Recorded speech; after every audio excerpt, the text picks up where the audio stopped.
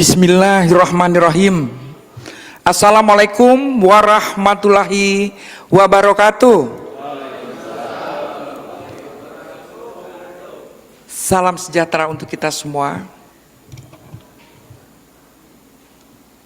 Shalom, Om Swastiastu, Nama Budaya, Rahayu Rahayu, Sampurasun. Yang kami hormati dan kami banggakan Ketua Harian Lemtari Datuk Mudo Suhaili, yang kami hormati dan kami banggakan. Di sini ada para jajaran wakil ketua, Bapak Sekjen, para ketua yang mewakili wilayah dan yang mewakili daerah Lemtari seluruh Indonesia. Sambutlah salam bahagia dan pekik salam Lemtari. Lemtari. Lemtari. Satu kali lagi, merdeka. Kita harus keluar dari segala krisis daripada negeri kita ini, yang ditandai dengan kemerdekaan pada sore hari ini, biar kita tidak mengantuk ya menjelang kita masa-masa berbuka puasa. Ya, mudah-mudahan kita yang hadir di sini ya mendapatkan ridho dan restu Allah, karena kekuatan yang luar biasa. Kita diberi tempat yang sangat layak ya, di diklat Pancasila, konstitusi, Mahkamah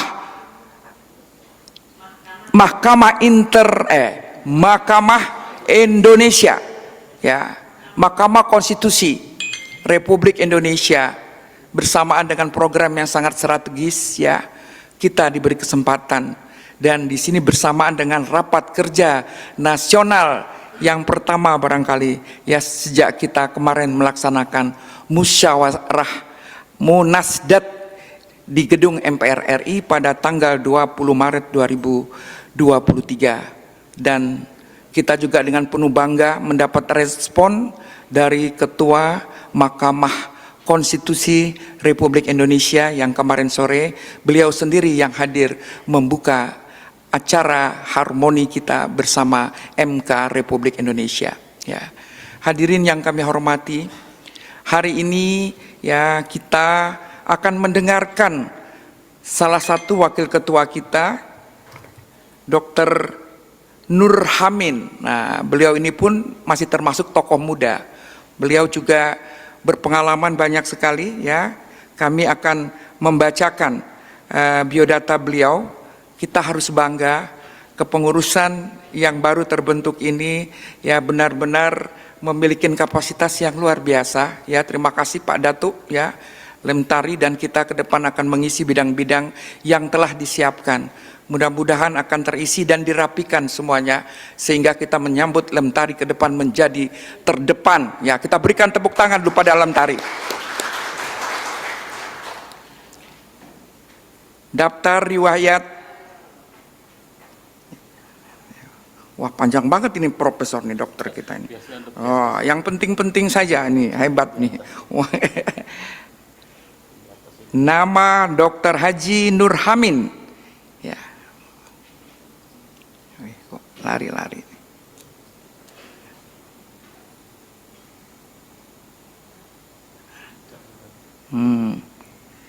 Nurhamin SPT MH, laki-laki ya. Kampar 14 Februari 1973. Masih muda sekali. Berapa coba tebak umur beliau sekarang? Wakil ketua nih, lebih-lebih Pak Sekjennya muda juga. Nah, lebih muda lagi. Nah, kita menaruh harapan yang luas dan sebesar-besarnya untuk Lemtari ke depan ya. Allahu Akbar. Pekerjaan ketua ini dulu, orang penting di daerah ini. Kenapa lari-lari ini HP bunda ini? Sudah ini. Ketua Komisi Pemilihan Umum ya Provinsi Riau yang lalu ya, Kediaman beliau di kota Dumai, Pekanbaru. Jumlah anaknya ada 5 orang, meskipun muda dia 5. Nah, warisnya banyak sekali, ya. Laki-laki semua. Nanti siap-siap aja kita yang ibu-ibu, nanti kita persiapkan calon-calon kita ke depan, ya.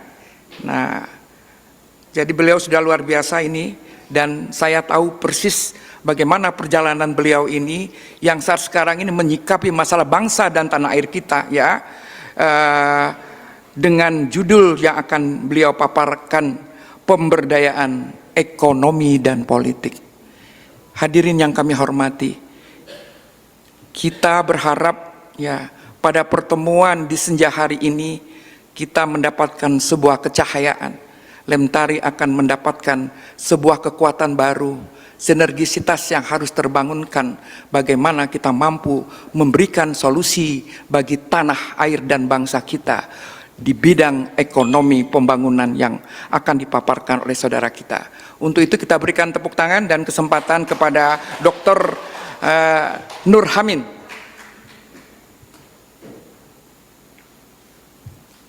Bismillahirrahmanirrahim. Assalamualaikum warahmatullahi wabarakatuh. Selamat sore, salam sejahtera untuk kita semua. Yang kita sama-sama hormati Bapak Sueli Datuk Mudo, Ketua Harian, Bapak Sekjen, kemudian pengurus DPP, serta Ibunda Moderator yang memberikan kesempatan untuk menyampaikan materi ini. Untuk menghemat waktu, saya langsung saja pada konsep, ya. Kenapa next mungkin Mas Wawan?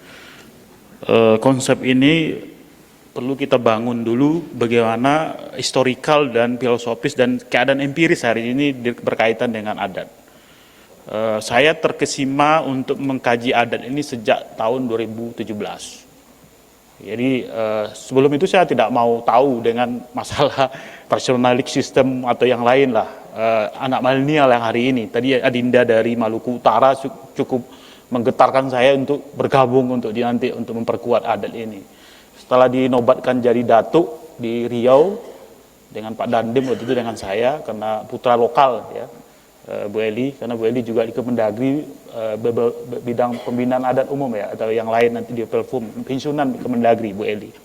Saya mengkaji bahwasanya adat ini kok disingkirkan, kok dibelakangkan. Sementara dalam konsep ini yang saya pelajari waktu saya S3 di Malaysia, Universitas Kebangsaan Malaysia, ada ekonomi politik.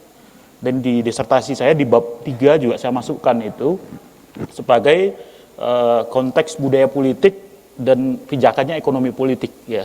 Dan ekonomi politik ini menjadi dasar pondasi setiap bangsa dan negara untuk meyakini bangsanya itu bangsa terdepan, ya. Bangsa yang terdepan bukan bangsa yang di belakang, bangsa yang dikecilkan oleh bangsa lain. Itu dulu yang kita sepakati. Hari ini kok ketika saya jadi datuk waktu itu, kok seperti orang yang jauh sekali dengan peradaban modern. Setelah kita kaji, rupanya memang ada desain besar menurut saya. Desain besar ini yang harus kita pertanyakan, apakah ini mulai dari proses yang dulu zaman kolonial sampai pada saat-saat terakhir kita nggak tahu, ya. Sehingga teori ekonomi politik ini saya bangun sebagai konsep yang perlu kita pikirkan bersama. Karena saya ajak ini berpikir dialektikanya harus jalan dulu di pikiran kita. Kalau kita dialektikanya nggak jalan, kita seperti diatur oleh orang lain. Jadi manusia itu lebih cenderung berpikir mendalam, nanti dialektikanya muncul, ada pencarian. Ketika 2017, dulu ada kesultanan namanya, Kesultanan Kampa namanya, dan itu dihilangkan zaman dahulu. Kita sebut rezim, tapi ini intinya terjadi. Sementara itu identitas yang dibanggakan oleh masyarakat lokal. Sehingga saya usulkan waktu itu dengan Bupati, kepala daerah di sana, almarhum Haji Zainal, dan saya juga berkonspirasi, berkonspirasi dalam konteks mendesain bagaimana beliau jadi sultan waktu itu. Untuk apa tujuannya jadi sultan? Saya ingin ada kesultanan itu naik lagi sebagai restorasi Kesultanan Kampa. Dan hari ini alhamdulillah Kesultanan Kampa itu berdiri bangunan. Tepuk tangan dulu lah. Boleh di searching itu. Kemarin ada Moratakus, Tour de Moratakus. Saya bangun juga instrumen wisata untuk ekonomi nanti ujungnya kepada muatan lokal, dan itu jadi pegangan orang-orang lokal. Kalau mohon maaf, kita yang muda-muda nih, mohon maaf ya, saya juga merasa menikmati dunia itu lebih besar mungkin. Bukan menyombongkan diri gitu ya. Dalam konteks menikmati jalan-jalan kemana-mana gitu ya. Tapi orang lokal yang punya tanah dulu, lands of power gitu ya. Tanah itu adalah kekuasaan, kekuasaan itu adalah tanah. Tapi positioning kita hari ini, tanah ulayat pun kita tidak tahu. Sementara di negara-negara maju, seperti katakanlah di Inggris itu, sekarang adat atau modernisasi di sana? Saya kira adat. Sekarang baju ini baju adat ini, baju Eropa. Tapi kita nggak mengatakan itu baju menjadi hal-hal yang sekarang UMKM pun seperti itu. Kita seharusnya UMKM-nya berbasis adat. Pemikiran sederhana. Bahasa pun juga adat. UK, United Kingdom. Siapa mengatakan itu state? Itu kerajaan, kesultanan. Betul nggak? Sekarang bahasa Inggris kemana-mana, supaya anak saya juga sekolah di luar ya bahasa Inggris dan bahasa Mandarin pelajari dan selesai itu ya. Tapi positioningnya generasi kita ke depan bagaimana untuk mengatakan bangsanya itu bangsa terdepan? Seperti anak Pak Sekjen juga, anak Pak Ketum juga ada di US katanya, di Amerika. Kemudian yang Sekjen ada di London anaknya. Jadi positioning kita hari ini bagaimana memikirkan kita menjadi bangsa yang di atas gitu, adat kita di atas. Saya berpikir itu 2017 ini seperti apa ini jadinya. Nanti kalau kita menyingkir terus ke sungai, terjebur di sungai, terjebur di laut. Bahaya ini.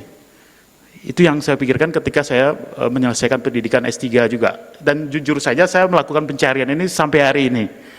Sampai ke Lentari pun itu takdir Allah SWT, Tuhan Yang Maha Esa. Ketika saya pulang ketemu dengan Datuk di sebuah kafe di Pekanbaru.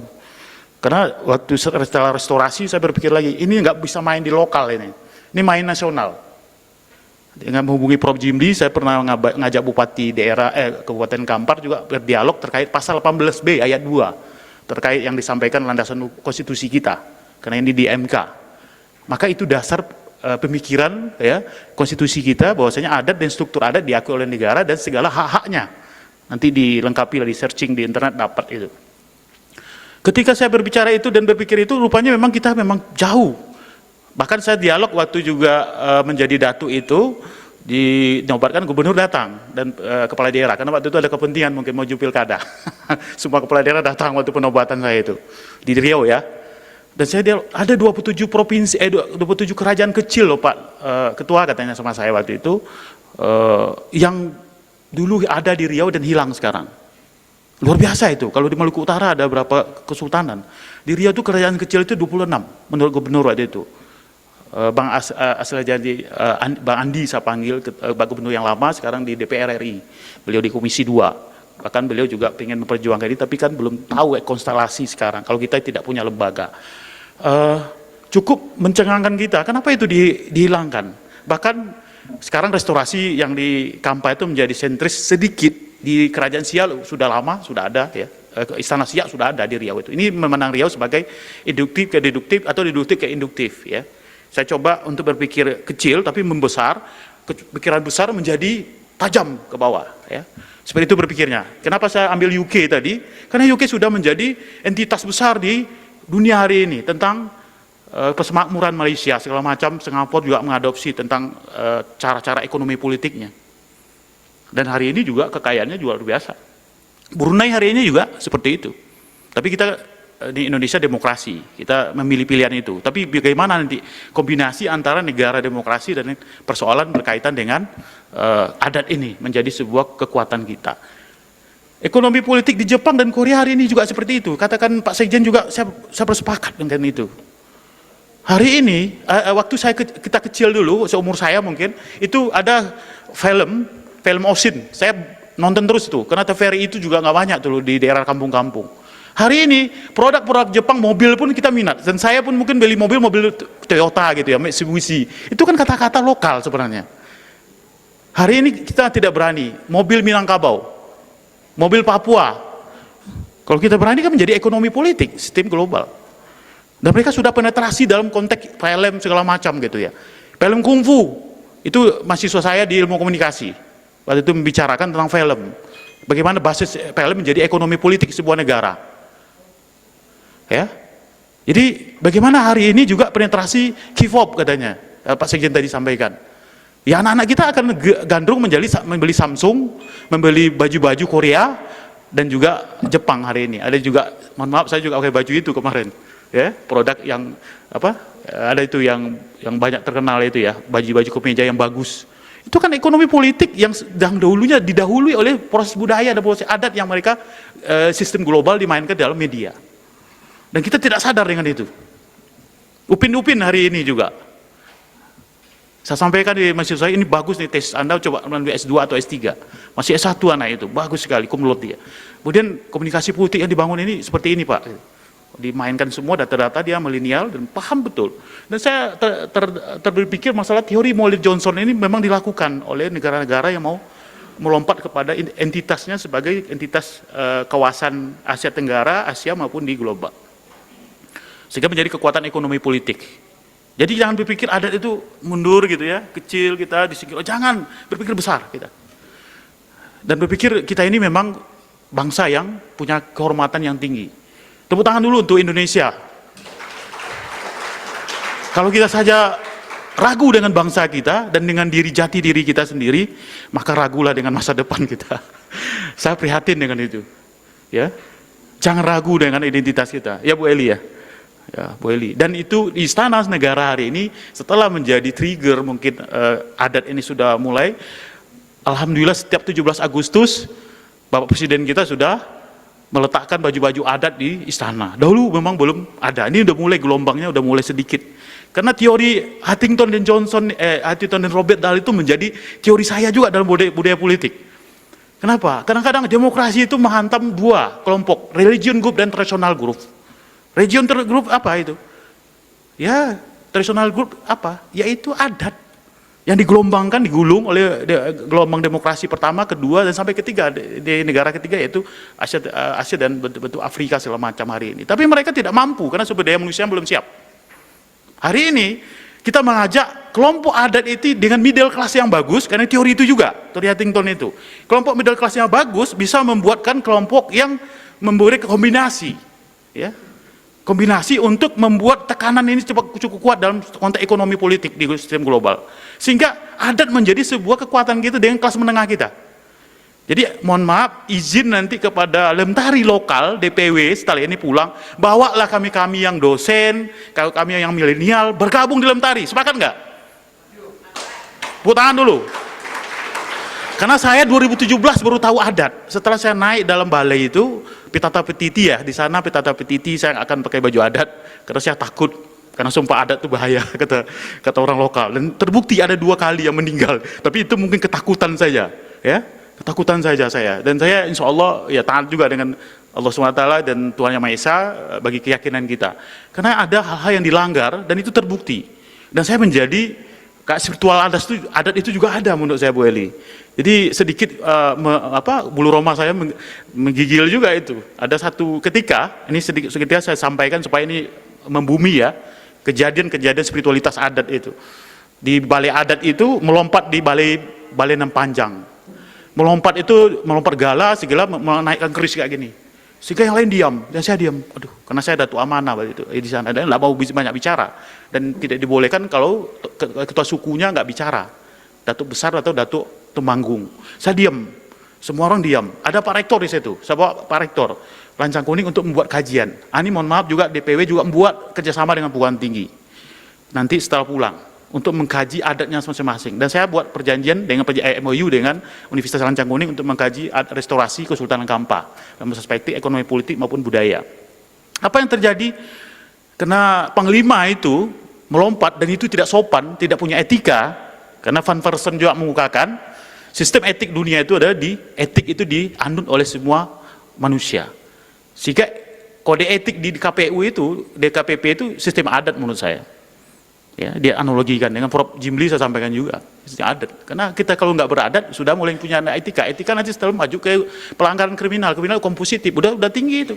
Kalau adat aja sudah kita ragu dan takut, ada keyakinan kayak tadi. Cerita tadi ini supaya membumi. Ini terjadilah kekisruan di dalam balai. Kita diam semua dan kita mohon ke Datuk Manggung karena sistem demokrasi deliberatif dalam adat itu sangat berjalan. Bukan sekedar voting tidak seperti itu. Saya memaknai sekarang 2017 sampai hari ini, memaknainya adat itu sangat santun sekali Bu Ike. Dan saya sepakat untuk itu. Sehingga saya tidak bicara, karena saya mendidih darah saya.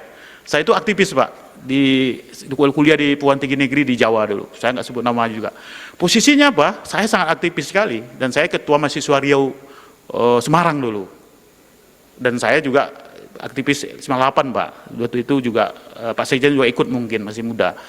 Apa yang terjadi, situ saya diam. Saya diam. Ini cerita yang sangat spiritualis dan sangat membuat pikiran saya hari ini benar enggak?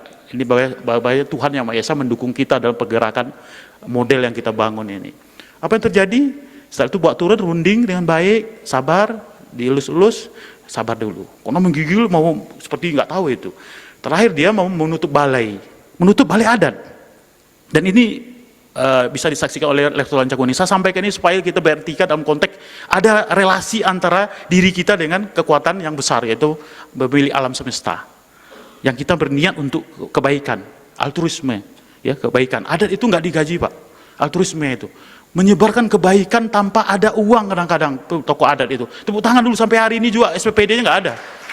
Ini luar biasa. Karena dia ada kebatinannya yang kuat, ini perjuangannya benar. Ya, altruisme. Jadi positioning ini, Pak Dokter Lulusan, mungkin Abang Da saya juga sepakat dengan itu hari ini ya. Mungkin ke depan kita harus punya logistik gitu Bang ya. Pak Sekjen juga harus janjikan itu dengan program nasional kita, tidak mesti seperti itu. Maksud saya dengan cerita tadi, saya ingin memberikan pemikiran kita hari ini, apa? Terjadilah sakit yang bersangkutan. Rupanya kalau diilmiahkan, beliau merasa salah dalam balai. Salah dalam balai, naik, hipertensi segala macam, 2 minggu meninggal Pak. Innalillahi wa inna ilaihi raji'un. Saya sedih waktu itu. Rupanya sebelum meninggal beliau ini, Panglima ini, datang seluruh datuk-datuk minta maaf. Maaf tuh, minta maaf tuh, minta. Dan sampai hari ini saya juga bersedih. Kredit saya nggak sampai waktu itu, tapi sudah saya maafkan. Karena beliau itu lebih tua, karena Panglima yang pertama di sistem adat Kampa itu. Senior beliau. Karena salah paham, terjadilah konflik di dalam internal. Dan kita diam semua. Meninggal, dan setelah hari ini pun terjadi juga kadang-kadang seperti beda pendapat. Tapi kita diam, lebih banyak kita merenung. Kalau kita lawan dengan api, terbakarlah itu balai. Terbakarlah itu restorasi yang kita bangun itu. Sehingga penting kode etik itu dibangun dalam sistem adat. Saya sepakat di samping ekonomi politik ini. Ya. Kita sepakat ya untuk menjunjung adat. Nanti mohon maaf nih sindiran sedikit kalau kita lentari ketika dalam tata kerama mulai Bu Ike tadi, saya sepakat kita sangat beradat, mudah-mudahan kita ke depan. Yang kedua, dalam konteks konstelasi Indonesia, dalam teori ini juga saya berpikir secara empiris, PAD-nya Jogja itu tinggi Pak, tapi kita tidak merujuk daerah khusus ya. Nanti jangan salah paham, nanti desainnya ke sana nanti semuanya minta daerah khusus ya. Papua juga ingin seperti itu mungkin ya. PAD DIY karena dia punya tanah, kesultanannya hari ini juga banyak dapat sharing ekonominya dari tanah-tanah yang ada di Sultan Jogja dan hotel segala macam. Sekarang PAD dan kekuatan ekonominya bagus. Bali juga demikian. Coba secara empiris kita teliti hari ini.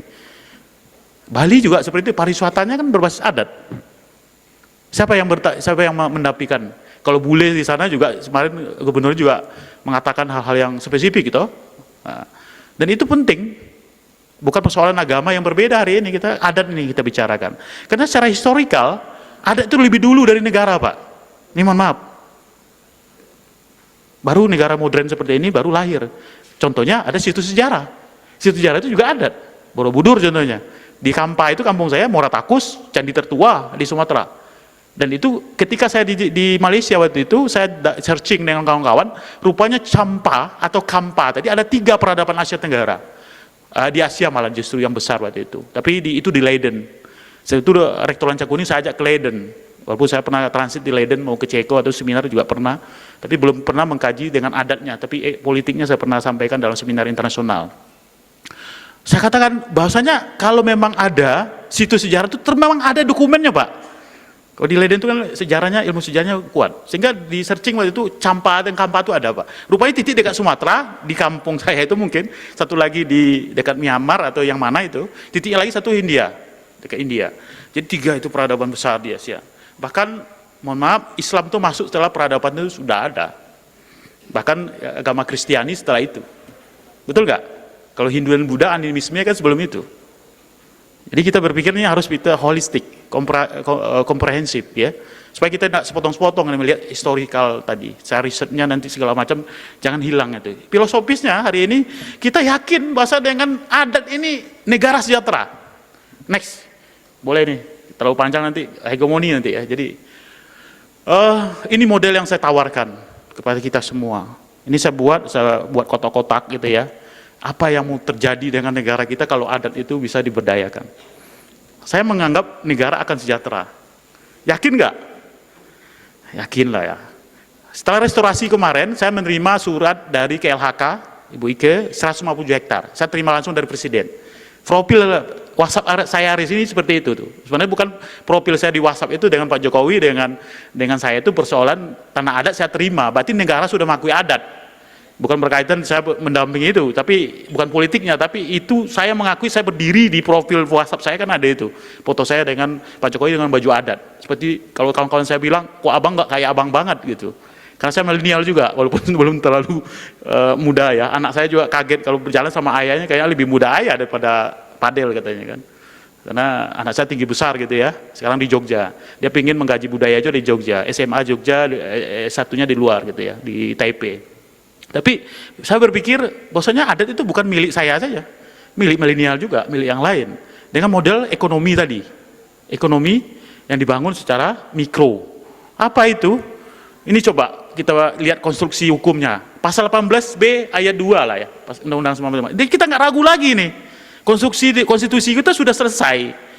Jadi struktur adat dan masyarakat adatnya ada, maka hak-haknya akan diakui oleh negara. Contohnya tadi 157 hektar saya sudah terima melalui masyarakat adat Kampa, hutan adat sekarang. Saya berpikir untuk bisnis planningnya sekarang buat wisata zoo. Apa itu zoo? Kebun binatang seperti Ragunan gitu ya.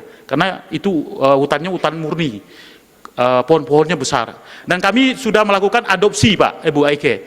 Adopsi pohon. Pak Gubernur Riau sudah membuat itu, meluncing dan ada situ, tapi belum hidup juga. Ini kan masalahnya sumber daya manusianya di kampung itu nggak kuat. Jadi Pak Gubernur sudah meluncing tentang adopsi pohon di hutan adat yang kami 157 hektar itu. Adopsi pohon, satu pohon itu 250.000. Pohon loh. Dipelihara 250.000, kalau pemuda adatnya menjaga itu, maka dia dapat uang 250.000. Dan yang kedua sekarang, saya bangun di TV mungkin, TVRI, di YouTube-nya ada, tentang madu kululut. Di hutan adat Kampa itu. Ateng namanya, Datuk katanya sama saya, gimana? Kami hutan ini kami jaga, ya bikin madu. Saya bawalah kawan-kawan saya dari Pekanbaru. Karena Kampa itu kan sekitar 25 km atau 27 km hutan adat itu dari pusat kota Pekanbaru, nggak jauh. 157 hektar ini contohnya ya.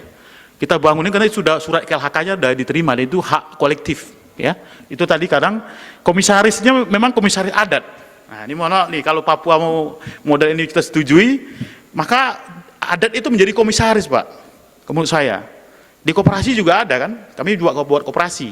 Saya buat koperasi Bumi Sako Sejahtera. Kebetulan 3 datuk waktu itu. Saya, Datuk Jendo, Datuk Paduku Tuan.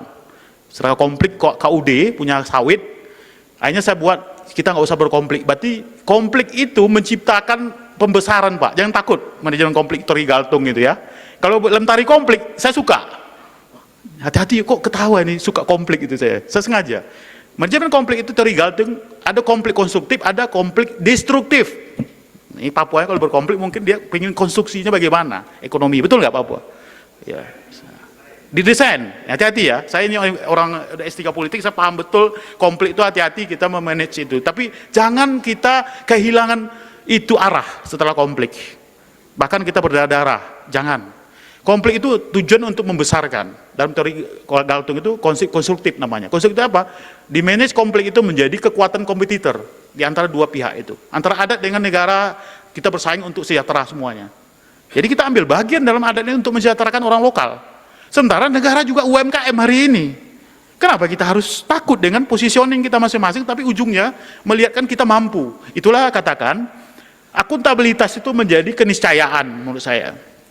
Hari ini, usaha-usaha yang dibawa orang adat, akuntabilitasnya kurang. Mohon maaf ya. Punya koperasi di daerah, laporan keuangannya nggak bagus, konflik, itu destruktif. Tapi kalau konstruktif, maka ada tim audit gitu ya. Tim auditnya bagus, segala macam. Nanti TBK itu perusahaan. Kalau perusahaannya sudah adat yang sudah masuk go public atau pasar modal, wah itu luar biasa uangnya tuh Bu Eli. Tidak terhingga itu. Hah? Bisa dijual ya, di mana-mana ya, di saham gitu ya. Yang punya adalah perusahaan adat. Wah, luar biasa itu. Mimpi kayak itu. Sepakat ya mimpi itu ya. Tepuk tangan dulu lah. Papua juga kaya, Riau juga, dan segala macam kita. Ya.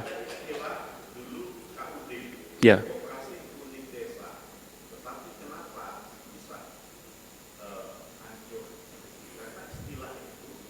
Kecil. Ya. Benar. Ya betul Pak. Jadi kami buat kena KUD itu komplit kemarin di desa kita, buat koperasi produksi Bumi Sako Sejahtera. Akhirnya Bumi Sako Sejahtera itu lahir tahun kemarin Februari. Kita dapat lahan sekarang 350 hektar. Saya nggak akan campur di situ, ketua KUD-nya Datuk juga. Tuh mohon maaf, jangan main sendiri, jangan seperti KUD. Ketuanya untung duluan. Nanti kita gugat dan kita impeach gitu ya. Saya TO kan ya, target operasi supaya kita di segala macam lah, itu pidana ujungnya. Hati-hati ya. Ya ini TO itu bisa kita lakukan, tapi itu skenario, jangan kita main kasar gitu ya. Saya sampaikan itu, ayo akuntabilitas. Akhirnya apa yang terjadi?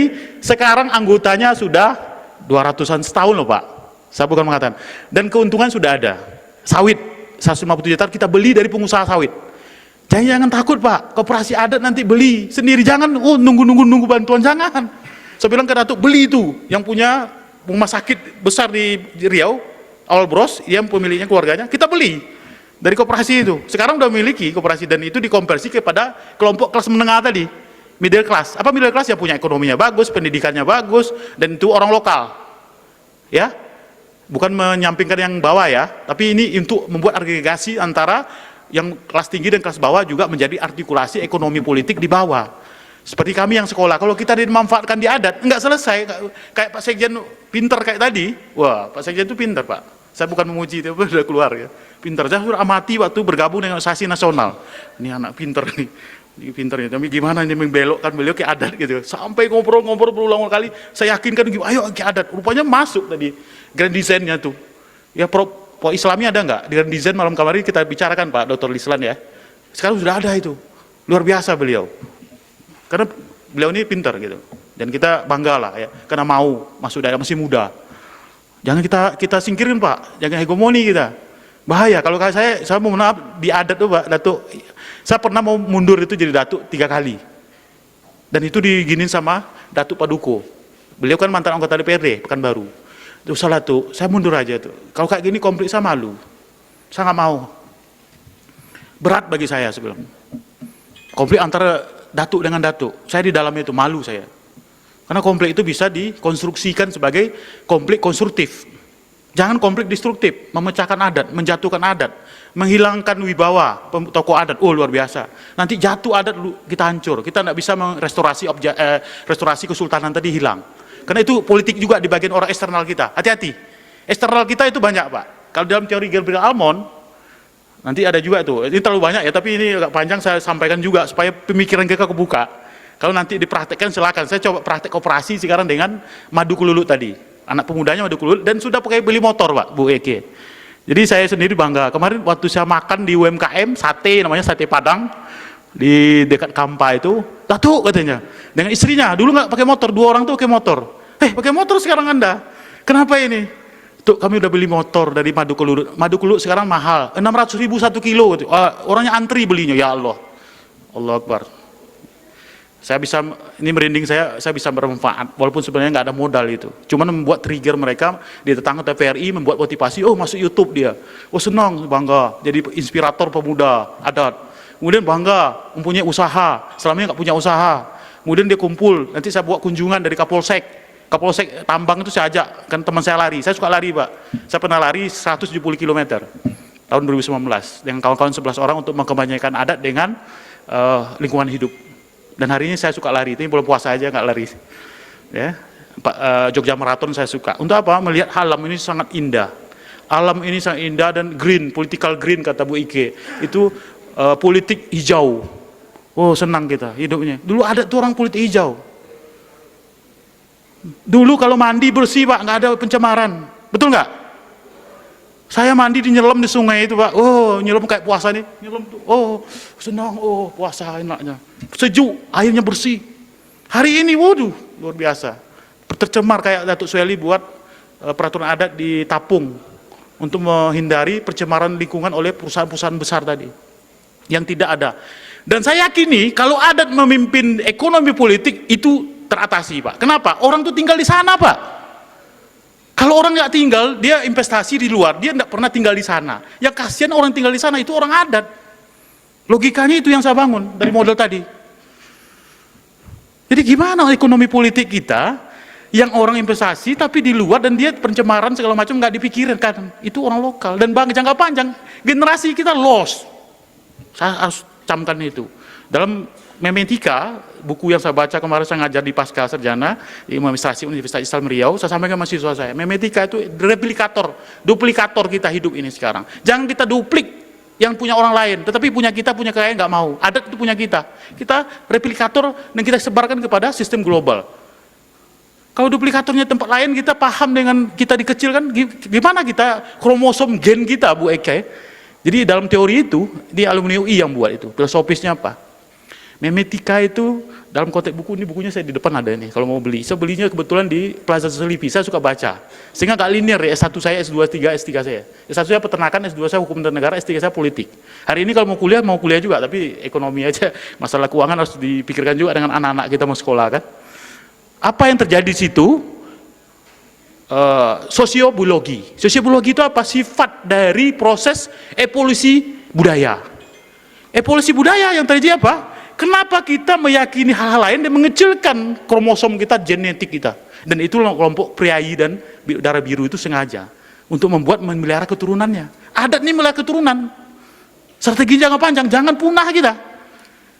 Kita ini hidup paling 10-100 tahun paling lama, 80 tahun lah, 60 tahun, saya 50 sekarang, masih tegak berdiri. Jangan-jangan kita nggak tahu nasib kita. Anak kita bagaimana? Cucu kita bagaimana? Genetik kita lanjut atau tidak? Atau punah? Sekarang mohon maaf, makan ya, anak saya jaga itu, masak sendiri dimanapun kalau bisa. Bukan berarti menghindari yang lain, tapi juga boleh. Jangan sering-sering lah ya, pabrikan. UMKM kan tidak pabrikan. Kalau ibu saya itu makan digoreng, dihabisin sekali. Jangan dipanasin lagi katanya. Sekarang kolesterol, HDL, LDL, karena itu di kolesterol Bu ya. Kenapa? Itu kan masalah residu. Kita nggak tahu. Padahal di adat itu nggak ada. Ibu saya 78 tahun sampai hari ini suka buat sekolah, buat PAUD masih sehat. Karena dia jaga tentang sistem adat itu. Sehat deh, 78 masih memimpin sekolah sekarang. Kenapa? Dia yakin betul dengan alam ini adalah menjaga. Karena itu sudah anugerah Tuhan. Jadi kita paham bahwa adat ini alam juga mendukung, alam semesta. Oke, terlalu panjang. Next lah. Ini boleh dicatat, boleh dipoto silakan. Next. Lanjut. Slide-nya Bang Mas Wawan ya. Ini sampai ke atas lagi. Ini lanjut ya. Ini kebijakan pemerintah saya kira tidak ada yang melanggar. Bu Eli juga di Kemendagri juga ada undang-undang adat segala macam, kemudian KLHK juga tentang ulayat segala. Tapi kita berani nggak membuat kerangka berpikirnya ya. Kawasan lokal ini jadi ekonomi digital segala macam. Nah ini kalimat-kalimat yang perlu. Next Mas Wawan, silakan Mas. Agak dipercepat aja. Ini Gabriel Amon yang saya katakan tadi, budaya politik itu. Budaya politik yang saya kaji ada budaya politik lokal. Ekonomi politik juga di lokal. Al politik is lokal, al ekonomi is mikroekonomi. Apa itu? Kekuatan negara itu di mikroekonomi. Kalau bicara ekonomi mikro, itu di lokal. Masa kita ngomong di Jakarta, di kota besar, di lokalnya nggak kuat, fondasi ekonomi kita lemah. Pasca reformasi juga terjadi gejolak-goncangan, UMKM juga menyelamatkan negara ini. Hari ini baru kita melek UMKM adalah basis dari ekonomi lokal. Ekonomi lokal ini masuk, ya adat lah. Kalau menurut saya langsung analogikan itu. Kalau orang adatnya itu tersingkir, dia akan miskin. Miskinnya nanti jatuh dan jauh, dan tanahnya hilang, mereka jadi beban negara. Betul nggak, Bu Ike? Beban negara. Tapi kalau ekonominya bagus, berdaya, seperti ada komisaris, kaum adat, dia kaya, mesti membelanjakan uangnya mesti di lokal itu. Tidak bawa ke luar negeri hari ini, tidak poya-poya pakai tas branded segala macam gitu loh. Istrinya dia bangga dengan lokalnya, wisata di tempat lokal, dan kita punya marwah gitu loh. Saya bukan berarti mengatakan itu ya flexing itu bagian sekarang fenomena budaya menurut saya. Ya, bagaimana di Instagram. Tapi kalau Instagram itu dimainkan hutan adat, Instagramnya apa? Di Papua ada herbal yang bagus, gitu, gitu kan. Dan orang jangka panjang hidup sehat gitu ya, luar biasa. Dan itu dikemas sebagai bentuk usaha lokal yang membangun citra ekonomi mikro tadi. Ya, budaya politik kita juga. Langsung next aja. Konsep adat dan undang-undang dasar, saya kira next aja nih konsep semua. Tadi model tadi yang saya bangun, sehingga saya banyak bicara di modal tadi ya. Ini peraturan desa juga ada, tadi Pak Sekjen sudah, sampai next juga Mas Wawan. Lanjut, undang-undang juga silakan, undang desa juga tadi disampaikan, nanti lah kita bicara itu, lanjut, next. Ada satu lagi model di bawah, lanjut, karena waktunya tidak cukup, nanti ada diskusi sedikit. Nomor 6, next juga, partisipasi, dan sini semua template semua, lanjut. Ada satu lagi, ini model. Kita dimasuk di elit mana gitu loh. Kalau elit kita di tengah, seperti kelas menengah tadi, kita mampu untuk mengagregasi, mengangkat afirmatif di bawah, dan kita menghujam ke negara. Tapi kalau kelas menengah adat tidak berdaya, maka dia menjadi kelompok yang low class. Dan saya hari ini, kalau bisa pengurus Lentari itu orangnya, mohon maaf ya, cara pendidikan bagus, ya bukan berarti merendahkan yang dulu ya. Nanti kolaborasi dengan adat yang sebenarnya, ya, adat yang sebenarnya. Datuk itu pakai, itu kan historikal. Datuk, ketua adat masukkan, tapi dikombinasikan dengan orang pendidikan tinggi, ekonominya bagus, selesai dengan masalahnya, masuk ke dalam elit adat. Sepakat nggak itu? Sepakat lah. Kenapa? Memperkuat datuk-datuk yang di daerah-daerah terpencil itu. Saya pulang kampung untuk itu, waktu jadi datuk itu. Saya diminta, Bu, mohon maaf, jadi datuk saya diminta, bukan nyombong ya. Hari ini pun saya nggak pakai baju datuk, itu sering dimarahin sama orang-orang kampung saya. Kok datuk nggak pakai? Saya bilang, saya belum membuktikan ekonomi orang kampung saya nggak jadi, saya malu. Saya bilang, saya jujur saja, saya sampaikan. Kalau kalian nggak saya bela, percuma saya jadi datuk. Ini sedikit saya agak ekstrim mengatakan itu. Percuma saya pakai baju, segala macam, saya nggak bisa bela Anda. Seperti pemuda tadi. Percuma saya. Kenapa? Dalam beban saya, kalau luar gelar, identitas, udah menjadi substansi bagi saya secara pribadi, harus mewujudkan seperti Pak Sekjen sampaikan tadi. Kalau udah jadi Sekjen, beliau harus serius memikirkan adat ini. Sama saya dengan saya, kalau itu harus serius memikirkan adat ini. Ini bahaya, kenapa? Jangka panjang anak kita rupanya. Kromosom, imitasi, dan replikator tadi, dengan budaya. Ada semacam berbanding lurus ya, antara budaya dengan sifat-sifat orang tua ke anak-anaknya. Nanti kalau anak-anaknya tersingkir, dan gennya juga gen yang lemah, genetik yang lemah. Kalau orang adat tuh gennya tinggi sebenarnya. Ya, secara keturunan kan dijaga itu ya, orang adat itu. Betul nggak? Nah, tapi bukan berarti menyampingkan keturunan lain. Tapi terkombinasi nanti banyak itu yang terjadi, kawin silang segala macam. Itu penting kita maknai itu. Dan hari ini terjadi juga. Kelompok-kelompok berdarah biru, tapi kita mengatakan itu menjaga gennya supaya mereka jadi pemimpin terus. Kita di daerah nggak mau jadi pemimpin orang adat yang sudah punya adat sendiri. Logikanya di mana itu? Tentang genetika dengan evolusi budaya tadi. Orang Papua contohnya, dia punya tanah beliau. Besok dia punya tanah tetua adat di sana. Sekarang dipertahankan dalam konteks ekonomi. Dan mungkin tanah itu nggak bisa kita apa-apain, tapi ekonomi dalam kawasan itu harus dibangun. Supaya nanti anak keturunannya insya Allah menjadi kebaikan di masa datang. Dan menjadi entitas yang bagus di Indonesia, di Nusantara ini. Ya jadi elit, saya sarankan jadi elit. Adat itu jadi elit. Dan kita harus berani membuka diri itu. Dan membuka oven kepada Lentari DPW, oven organisasi terkait dengan middle class. Sepakat ya? Untuk kelompok kelas menengah yang bagus, anak kemenakan kita atau yang lain, masukkan dalam pengurus Lentari. Untuk kombinasi, jangan takut. Takut disingkirin jadi ketua, takut disingkirin kemarin jadi ketua. Saya nggak usah jadi ketua pun, penasehat pun boleh, di mana letak aja, nggak masalah. Tapi saya bisa partisipasi. Nggak penting bagi saya dalam konteks ketua-ketua itu. Udah lama jadi ketua, Bu. Dari mahasiswa sampai ketua KPU Kabupaten, ketua KPU Provinsi, berat. Tadi mau KPU lagi, saya nggak mau, saya bilang. Saya orangnya pembosan. Kalau sudah nggak senang itu nggak senang saya. Alhamdulillah waktu zaman saya 5 sertifikat KPU terbaik di Indonesia. Bukan saya nyombong gitu di Riau. Coba cek di searching. Akuntabilitas laporan keuangan terbaik di 2016-2017. Reformasi birokrasi juara 1 nasional KPU Provinsi. Ada itu sertifikatnya. Saya bukan nyombong. Tapi itu yang kita lakukan perbuatan. Kalau di adat, kalau tidak ada perbuatan, menjadi prosesnya nggak ada makna. Perbuatannya apa? Perencanaannya, proses, output, dan outcome, evaluasi, dan feedbacknya apa? Umpan baliknya apa dalam sebuah sistem. Kalau secara kita gini-gini, anak kita menjadi apa besok kalau kita jadi adat? Dan alhamdulillah secara kultural, budaya, saya pernah di bandara, dan saya pakai baju biasa, dan saya selalu celana ketat loh, Bu. Dan gaya saya gini-gini. Ketemulah sama kawan saya kuliah di Pertamina, suaminya GM, sama dengan alumni lah ya. Ketemu, Mas, yang ini orang adat loh, darah biru. Oh saya enggak, Bu, enggak ada hubungan dengan itu. Kenapa? Kita tahu di Instagramnya itu datuk nih. Enggak ada masalah, itu gelar-gelar lain tuh, Mbak, enggak usah dibilang itu. Tapi konteksnya itu sudah menyebar rupanya cerita itu menjadi kekuatan saya. Bukan kita ini kan, udah kekuatan, betul nggak? Nanti anak cucu saya dianggap darah biru. Padahal sebenarnya saya baru 17 jadi datuk. Betul nggak? Om saya memang datuk sebelumnya. Tapi itu konteksnya kan sudah mulai itu, penetrasi budaya dan kekuasaannya sudah ada dalam konteks budaya. Ini mohon maaf nih. Jadi kita hati-hati menjaga itu sehingga kita tidak perlu juga kampanye berlebihan. Nanti muncul sendiri itu, entitas dan identitas konteks pengakuan publik itu. Tapi kalau kita tidak berbuat, restorasi Kesultanan nggak jadi, Bu Eke, nggak ada, istana kami jadi sekarang. Dan Kapolda Riau sudah datang, gubernur sudah naik dalam istana itu, semua legitimasi bupati udah jadi, almarhum itu jadi sultan di situ, walaupun meninggal. Sultan ke-14, tapi sebenarnya darahnya nggak nyambung sebenarnya. Ya, darahnya nggak nyambung. Anaknya sekarang jadi datuk juga, anak bupati almarhum itu. Dan dia alumni Inggris kalau salah, S2-nya juga di mana tuh, di luar. Dia Jakarta, anak itu Jakarta, sekarang jadi datuk. Setelah kami jadi datuk berdua di sana, walaupun pernah keluar kuliah, walaupun saya di Malaysia, dia di luar. Oh senangnya juga ya, kok nyaman jadi datuk. Maksudnya bahagia batin gitu loh. Bahagia batin. Selama ini beliau ya mungkin hedonis segala macam, kita nggak tahu ya, budaya luar, budaya kata datuk tadi, budaya dengan adat tuh beda. Ketika dalam balai adat, oh enak banget. Bicaranya tante sini, oh seneng banget. Oh menikmati sekali saya itu kalau di atas balai. Kita duduk tenang banget, senyap, datuk-datuknya bicara, kita dengarin ada filosofis yang nggak ada di buku-buku. Wah senang saya itu. Tapi jangan terlena nanti ekonomi nggak jalan kan. Ekonomi juga basisnya.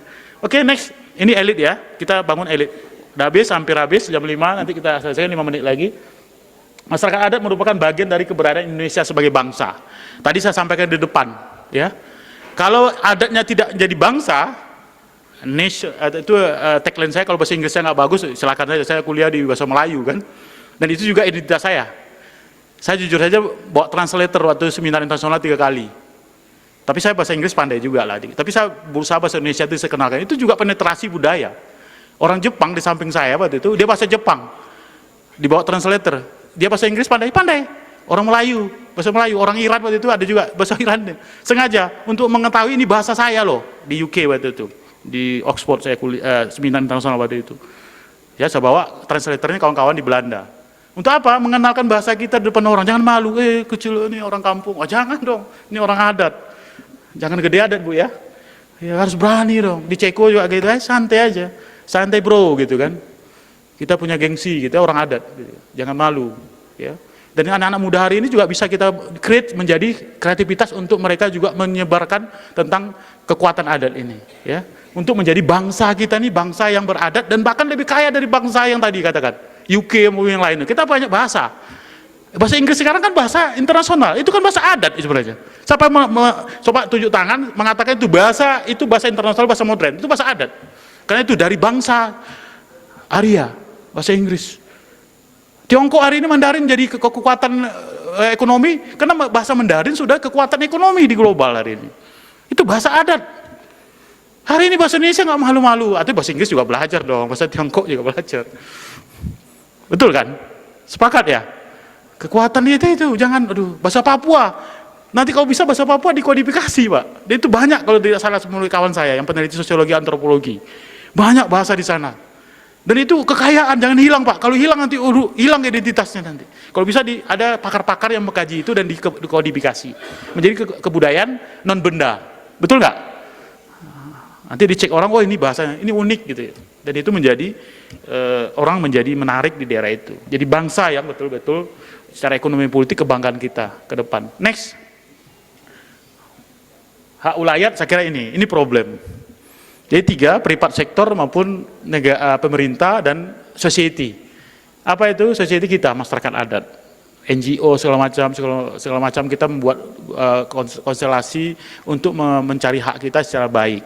Tapi caranya bagaimana? Beradat dengan cara peradilan, ya, dengan menghidupkan struktur adat, budaya adat, masyarakat adatnya ada, baru kita menggugat. Tapi atas nama adat, tapi nggak, masyarakat adat nggak dukung. Bahkan mohon maaf, ada distorsi. Yang di Jakarta menggugat nggak nyambung dengan masyarakat adatnya. Maka saling legal standingnya kuat. Sampai hari ini kan legal standing adat kan dipertanyakan tentang masyarakat. Ini pakarnya nih, Pak Sekjen pakar hukum. Legal standing masyarakat adat itu susah untuk dibawa peradilan. Kenapa? Kelembagaannya belum selesai. Atau, ini mohon maaf nih, hipotesis saya, ini agak mengkritik ya. Atau ada skenario besar, masyarakat adat itu juga dikesampingkan supaya tidak ada legal standing. Nah, itu dibalikkan hipotesisnya. Antitesa. Nah, ini mohon maaf nih, kita berpikir, kita bangsa tadi, untuk bangsa itu mau naik atau tidak. Ada eksternal, kata Gabriel Amon tadi, eksternal ideologi, eksternal ekonomi politik yang mempengaruhi kebijakan negara kita. Yang lama-lama kita disingkirkan oleh negara lain. Bukan karena benci antara warga negara. Hari ini kebencian itu diciptakan di hoax itu ya. Saya di KPU Pak, Ibu, saya bilang Anda hati-hati menonton video-video. Anak saya sampaikan, jangan tonton kalau nggak ada referensinya, literaturnya. Ini merusak otak kita, jadi racun, toksit. Racun, saya nggak nonton Pak. Ini mohon maaf ya, banyak ini nggak saya baca-baca grup ini. Kenapa video itu nggak ada referensi, nggak ada ilmiah, saya buang. Belum saya baca Pak, segini. Di keluarga saya ada WhatsApp, saya matiin itu. Kenapa ini toksit di pikiran saya? Kenapa saya baca buku lebih bagus? Baca buku, baca kitab, kalau di agama ya, baca tafsirannya segala macam, saya lebih suka, saya beli buku. Lebih mati, karena dibawa di pos buka. Itu ada pertanggungjawaban ilmiahnya. Kalau di ini, hati-hati, kita nggak pernah kodifikasi, nggak pernah kita membuat ulayat menjadi kekuatan, menjadi sesuatu yang ilmiah, nggak bisa disidangkan. Fakta-fakta hukum nggak jelas, gitu ya. Nah, persoalan itu nanti. Kita mulai hari ini pulang, kita siapkan kerangka pikir ilmiah kita dalam konteks adat dan konteks hukum tadi, ya. Legal standing, segala macam struktur hidup, masyarakat adatnya hidup, saling membuat kekuatan. Next, langsung naik lagi. Badan usaha adat ini terakhir rekomendasi saya, ayo kita buat badan usaha adat, apakah koperasi namanya. Kalau saya sekarang menginginkan di Kesultanan Kampar itu PT Pak, PT miliknya komisarisnya masyarakat adat, tapi ex officio terkait dengan kepemilikan. Enggak, kalau meninggal nanti datuk lain, bukan anaknya yang dapat komisaris. Tapi gelarnya, nanti kita kaya, maka dia akan menjadi wibawa Pak. Seperti komparatif studi saya di Kesultanan Selangor, Perak, Johor di sana. Mereka kan punya ulayat. Tapi bukan kita, Jogja tadi sudah ulayat. Bukti kok Kesultanan hari ini hidup kok ekonominya. Hari ini kan nggak ada. Baru diakui KLHK tadi, 150 hektar Kesultanan Kampar. Ya, alhamdulillah itu senang saya karena saya posting Pak Presiden dengan saya pakai baju adat. Untuk apa? Oh, negara sudah ngakui adat hari ini. Ke depan juga harus punya kekuatan. Kita harus seperti itu di daerah. Jangan dilawan negara. Negara didukung oleh adat. Jangan salah-salah. Tadi saya bilang perpecahan, hati-hati. Kenapa? Samin Pak. Saya baca buku. Kemarin saya cari. Buku itu baru saya baca 2 bulan yang lalu lah ya. Samin itu kenapa diolok-olok? Rupanya Samin itu orang cerdas di Jawa Tengah. Dia melawan Belanda dan selalu melawan pajak Belanda, bahkan melawan kebijakan publik dilakukan oleh Belanda, dan dia dianggap menyeleneh. Hari ini Samin itu dianggap orang belakang, padahal dia orang pinter dalam kajian historisnya. Begitulah template-nya sejarah itu menjadi genetik hari ini kita. Mohon maaf ya, orang adat, kono, orang Samin, waduh, itu ada juga tuh, yang tanda tangan pejabat-pejabat, buku itu bagus. Hari ini jangan Baduy ini lebih pintar dari kita, walaupun mereka hidup seperti itu, secara filosofis ya. Hati-hati loh, kita harus kaji, dasarnya dari mana pemikiran mereka. Hidup itu filosofis cuman, kalau kita renungi secara aktualisasi. Kalau ini simbol semua Pak, simbol representasi mobil itu simbol, itu benda material. Yang penting itu ide. Ide itu nanti idealis kata orang, padahal itu dari ide berpikir. Karena manusia itu lebih tinggi karena ada ide. Material itu semua makhluk hidup juga bisa, makan dapat segala macam itu. Kalau ide tidak didapati oleh makhluk lain. Itulah bahasa idealis menjadi sebuah konsep filosofis yang mendalam. Orang adat harus punya ide-ide yang cemerlang untuk menguatkan kemajuan bangsanya, masyarakat adatnya, maupun yang lain. Untuk mendukung idenya ada pengetahuan, knowledge, maupun literatur referensi. Itu saja, pas pukul 5 ini saya sudah penetrasi di kepala Bapak, walaupun salah benar, saya mohon maaf. tapi sudah menyampaikan ini di depan Lemtari, dan mudah-mudahan bawa pulang penetrasi ini menjadi renungan dialektika berpikirnya biar panas kepalanya. Nanti di pertemuan berikutnya sudah mencair, sudah membuat konstruksi di daerahnya. Walaupun sebenarnya ini belum sempurna, banyak pakar lagi yang lebih bagus. Mohon maaf, terima kasih. Assalamualaikum warahmatullahi wabarakatuh. Semangat! Sekali lagi kita berikan tepuk tangan. Dengan rasa bangga, jadi Lemtari ini lengkap. Sebentar lagi nanti Bu Ike bidang pendidikannya. Lengkap, Ipolek Sosbud Hankam. Kepengurusan Lemtari yang akan datang ini memiliki suatu kekuatan. Kita berikan tepuk tangan dulu. Ya. Tinggal negeri dan bangsa ini akan terlahirkan nanti dari Lemtari pemimpin-pemimpin yang unggul, yang mampu menyelamatkan negeri kita. Setuju? Nah, ada waktu 10 menit kita beri kesempatan untuk mendiskusikan. Ini cukup luar biasa ini. Sudah lengkap tadi, grand strategi sudah ada dan ini muatan sudah ada. Ya, kami silakan kita beri kesempatan 3 pertanyaan dulu. Ya, dari kiri, tengah dan kanan. Ya, silakan dari kiri. Ada yang mau bertanya? Kami beralih ke tengah, Bu Ike. Ya. Ibu. Ibu-ibunya 3 saya beri kesempatan ibu-ibu dulu. Bu Ike, Bu Roro. Yang satu, nanti kalau untuk Sulawesi yang namanya ini nanti belakangan Bapak. Bapak udah kepenuhan ilmunya. Ya, kita beri kesempatan lagi. Ibu, sekarang kita beri kesempatan kepada perempuan Indonesia, Sri Kandi Lemtari. Bila perlu maju, biar kelihatan. Sudah mulai kita menyampaikan pesan dan pesan kita. Tolong mic-nya dibantu. Bisa di tempat. Silakan Bu Ike. Langsung menukik kepada poin dan action yang akan kita lakukan.